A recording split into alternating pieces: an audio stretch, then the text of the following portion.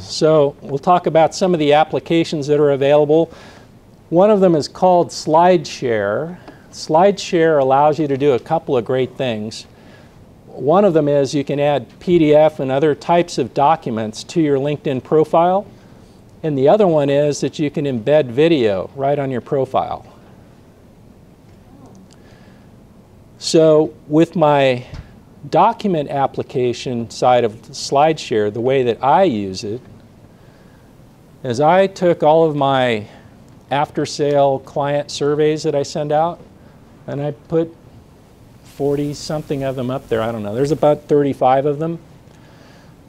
So now if somebody sees my profile and they want to learn more about what other people think about me, they can just hit this button here and they can scroll through all these documents. These are just PDFs. It took about 10-15 minutes to set that up. You can put PowerPoint presentations up there as well. Then you can also embed video. So we have a videographer here today. If you want to have video done of you, your products, your services, your company, you can have that embedded and it can be right on your profile. Is SlideShare, is that an app? It's an application within LinkedIn. Within LinkedIn?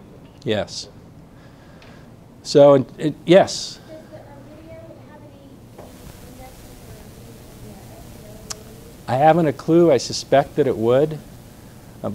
Google loves video. Google owns YouTube. You can put the same video up on YouTube. It can be the same video. The other thing too, whether it's indexed or not from LinkedIn to Google, is that people like to watch the web instead of read the web. So my entire LinkedIn profile is about from the ceiling to the floor if I were to print it out. But if they click on this video in 3 minutes, they can get to know me and what I'm all about, hear me talk in a more condensed version that's a little more friendly than having to sift through all that information I put on my profile. Yes? What were the certifications and skills? Where? You know, That's called a section. Yes. hey, Yeah. the video here, would that be, how, if I was to go into your LinkedIn site, where would I find that video? Would it be right there? It's on my profile. I could have it all the way. I can move it up to the top so it's right underneath that area where my picture and my current experience or current position is, right beneath that, where my summary is now. I could park it up there if I wanted to. And what would it say? Would it say this is a video? Well, it looks just like what you saw. It's obvious that it is a video. I mean, it looks just like that. That was a screenshot from my profile, is what I showed you. And when you're setting up your profile on LinkedIn, that should be on your first page where it says SlideShare. These are the options. I don't think it's something you have to go look for, right? I don't think so. It's pretty straightforward. The other thing that I'd like you to think about adding as an application is something called events. I use events for these seminars and for webinars that I do. And some of you may know this about Facebook, but underneath a Facebook business page, you can also have events for the same type of thing. So this is the event we're here today. These are some of my past events. When you add the event application, any events that you've posted on LinkedIn show up on your profile, right on the front of it.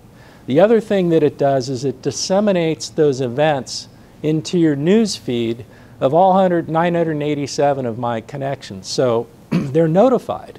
When I create an event, it goes into their news feed. When they logged on to their LinkedIn account, they're going to see Pete Sabine seminar, July 13th, blah, blah, blah, blah, blah.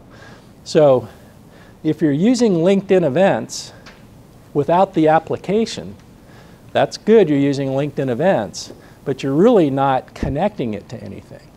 There's no way to really put it on your profile unless you use the application to get it there.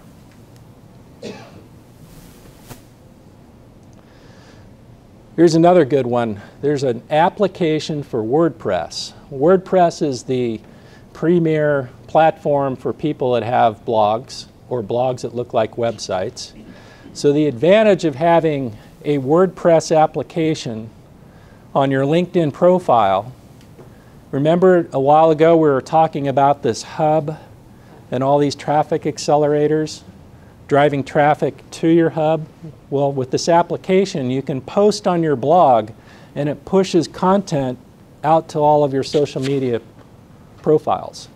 So this is an example of some of the postings on my WordPress blog, and this is what it looks like on my profile page. So every time I update and post on my WordPress blog, these get pushed down and the most current one stays at the top. What else does it do? It notifies all 987 of my closest friends about my latest blog post. It goes right into their news feed. So there's a lot of great connectivity with these applications. So this is just an example of a WordPress blog where you've put a post on there, and because it's linked using that application, this is what it looks like. This is another way to get it into your profile right underneath your header. We'll talk about that in a minute. This is posted as an update.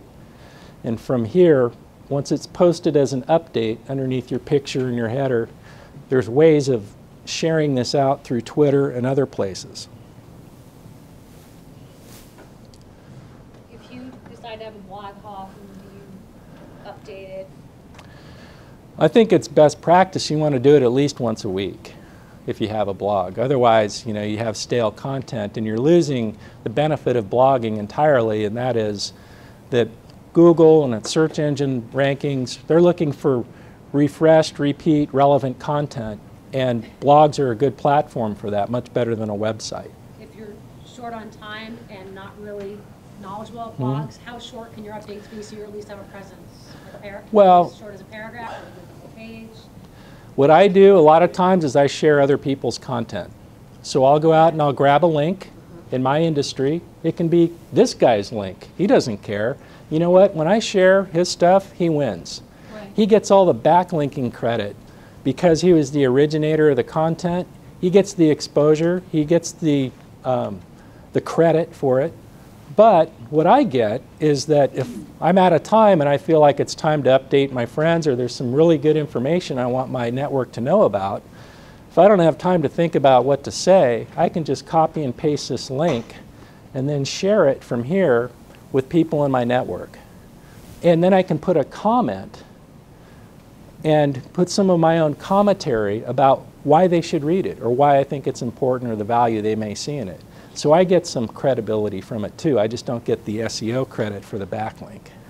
If you don't own your own company, do you recommend just using your name as the name on the blog? Or does it matter if it's just linked to any of that anyway? What name you choose for your blog? Well, in your case, if you're talking about ACN, I would try to use a title that tells people what it is that you do as opposed to the name of your specific company. Right.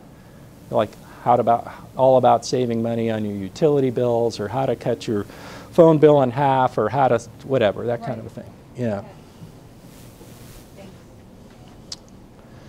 There's another application from Amazon you can add. So if you have any publications that you want posted on your profile for your network to know about, this happens to be a book that I co-authored a few years ago, and it's on Amazon.